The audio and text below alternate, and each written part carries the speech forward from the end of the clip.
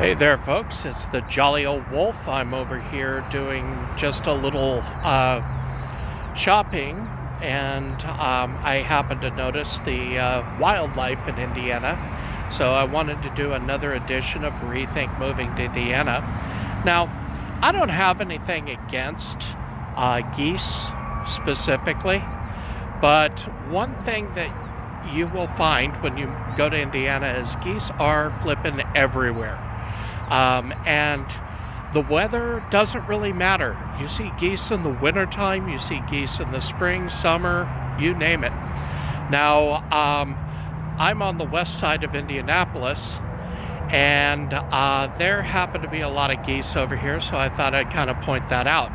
Now, this episode, I'm not saying, geese are troublesome, because they really kind of keep to themselves as long as you don't walk too close.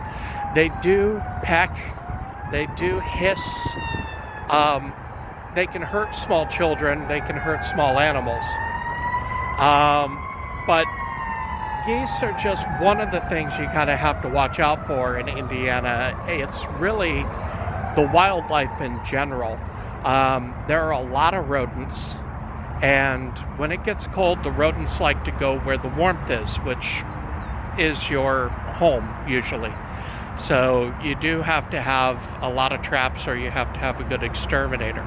There was a Kroger out here that literally had to close its doors for a couple of days while the exterminators came in and took out this giant mouse infestation. It was horrible.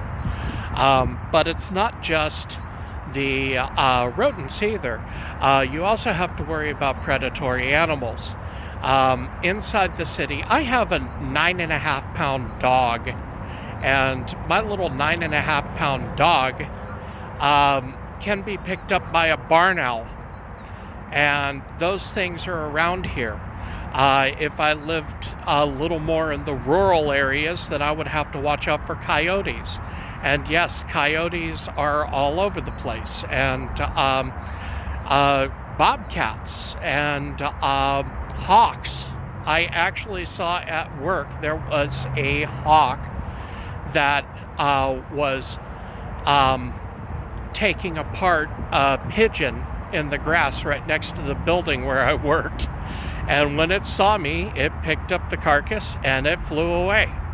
So one of the things, you just kind of have to watch out for the critters. Now, when it comes to the geese, like I said, they're not much of an issue, but there are places around Indiana where there's no place to walk without walking on top of goose droppings. And how gross are goose droppings? Well, imagine like a dog dropping that's wetter and greener. So it can be kind of gross. So I just wanted to keep you informed, just so you know. So this is one of the big things with Rethinking Indiana.